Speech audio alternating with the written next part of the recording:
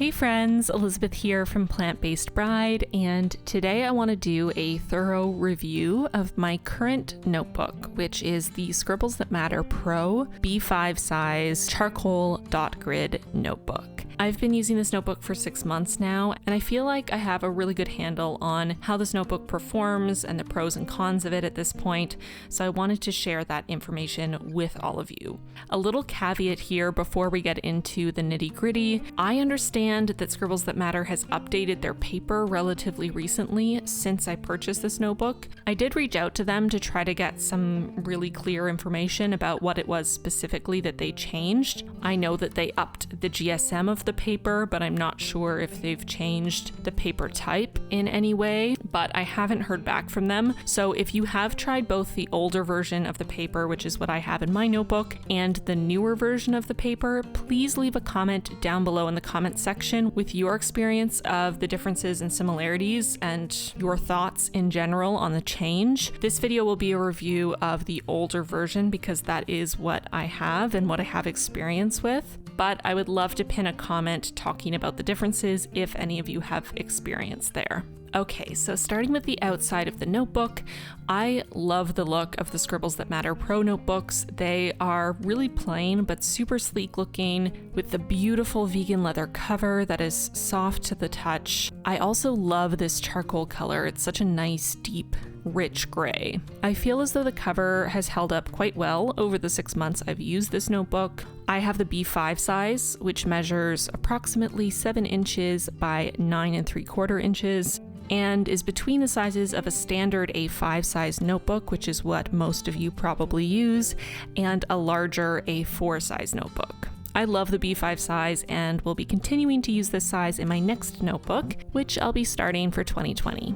The back of the cover has the Scribbles That Matter logo and 16 little icons embossed along the bottom. There's a pen loop, an elastic closure, and 2 bookmarks, as well as a back interior pocket. The notebook itself is actually quite heavy, which I personally like because it makes it feel more sturdy and well made, but may not work for you if you're carting it around with you all day. Presumably the A5 size would be lighter since it's significantly smaller. The inner cover at the front has no design, but includes a section to write your information and the dates you started and ended your journal. And the back inner cover has the Scribbles That Matter doodle pattern and a nice sized back pocket. This notebook has 200 numbered pages with a variety of specialty pages, including a key and 3 index pages at the front and pen test and review pages at the back. It lies flat when you open it, which I absolutely need in a bullet journal. The paper in my notebook is 100 GSM acid-free off-white paper, and it has a 5mm dot grid, which is the standard size of dot grid. Because it's a B5, that means you get 45 spaces up and down and 32 spaces across on a single page. Let's do a pen test to check out the quality of the paper. So using the dedicated pen test page at the back, I'm going to try out a bunch of different fine liners that I have lying around. So my Sakura Microns, which I use quite frequently in the smallest size I have, which is 005, and also the thickest size I have, which is 08. I'm also trying out my Pentel Slissie Gel Pen, which is what I use on a day-to-day basis for just writing in my weeklies, and a bunch of other fine liners I have nearby. I'm also testing out my Tombow brush pens, both on their own and applying with the clear blender. I'm also going to show you what they look like blending 2 colors together directly on the page, which I actually think this paper handles better than any other notebook paper I've ever tried. You can so easily blend Tombows together on this paper, and you get no pilling and no bleed through unless you really overdo it for a very long time. But I find the Tombows and all of this ink, honestly, really sits on top of the paper. It's as though it takes quite a long time for it to sink in and dry, and for that reason I find that the Tombows really blend together much more easily. They don't dry immediately and then just stay stuck in place. Because they're sitting on top of the paper and stay a little bit wet, you kind of have more time to work with them and blend them together and move them around before they dry. I'm also testing out my Ecoline brush pen, which is a water-based pen that is actually quite pigmented and I find can bleed through paper relatively easily. I'm testing the Crayola Super Tips, some Uni Posca paint pens, and a couple permanent markers. I have a Pilot permanent ink gold marker and also just a plain old black Sharpie. And at the bottom of the page, I'm going to test out some watercolors with a significant amount of water. Again, because of the fact that I find pigments and inks sort of sit on top of the paper and take a while to soak in and dry, I find that this paper handles watercolor similar to the tombows better than any other notebook I've tried. Despite the fact that the paper is only 100 GSM, which is thicker than maybe a standard notebook of maybe 70 or 80 GSM, but is still not anywhere close to watercolor paper or a more art journal focused notebook like an Archer and Olive. I find watercolors blend really easily, and while they cause a little bit of rippling, even watercolor paper itself will ripple if you use too much water, but I haven't had any bleed through or any significant ghosting when using watercolor on this paper, which is kind of nuts considering the GSM is only 100. I also want to do a smudge test for you because this, I feel, is the trade-off with this paper. It is amazing for blending tombows, for using watercolors. It can handle a lot of thicker, wetter mediums that other paper can't. Even the permanent markers that I used didn't bleed through. The only tiny bit of bleed through I got from any of these was just the edge of the gold Uni Posca paint pen. And I think it's because I put too much pressure on the one corner. I kind of went over the same spot a couple times, but it's barely bleeding through just on the edge and literally nothing else bled through. But the other side of the coin, the drawback here, is that because these mediums sort of sit on top of the paper for a while and take a long time to dry, it means that pens smudge incredibly easily and you have to leave them for a significant period of time for them to fully dry down so you won't get any smudging at all. And if you've watched any of my videos in the past 6 months, you probably already know this because smudging is one of my pet peeves and I have a whole lot of smudges in this notebook because I'm really not patient enough to wait the amount of time that's necessary to not smudge the pens in this notebook. So I just wanted to give you a quick demonstration. So I'm going to compare the thickest Sakura Micron that I have, which is the 08, and also my Pentel Slissie, the gel pen that I use on a day-to-day basis. That's a very fine point. So for both of them, I did a smudge test at 1 second, 1 minute, and 5 minutes. And you'll see that for both of them, at all 3 of those times, they still smudged. It's definitely harder to see, especially with the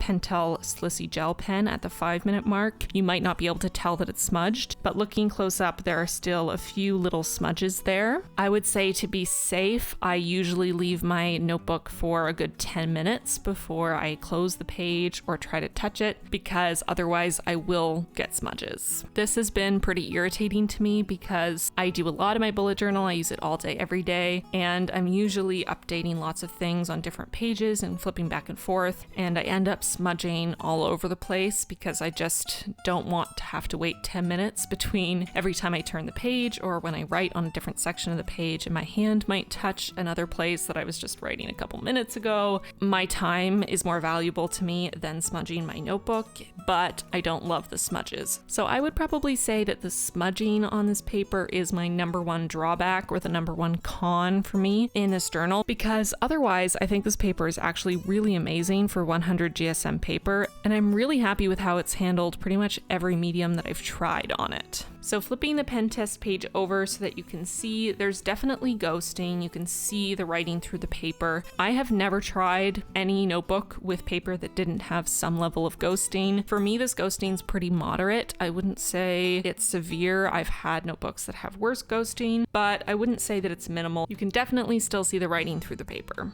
So let's talk a little bit about my overall thoughts on this notebook. At the end of the day, I would definitely recommend this notebook. I think it's great. I think the quality is really up there, especially for the price. It's an incredibly well-made notebook. I haven't had any issues with the binding coming apart. The cover separating. Nothing has come apart or fallen off in these 6 months, and I use it pretty heavily every single day. It is definitely better for watercolor and Tombow brush pens than any other notebook I have ever used. So Moleskine, Rhodia, Dingbats, it's better than all of those. But the smudges in this notebook are worse than in all of those notebooks. So while I feel that the paper quality is actually really great and has essentially no bleed through in my experience and minimal ghosting, the smudging is a big pet peeve for me, so that's definitely something to consider. I also find the color of this paper quite pleasant. It's definitely still off-white. It's not a bright true white, as you can see, compared to regular printer paper, but it is a brighter white than some notebooks I've used, like the Rhodia Web notebook and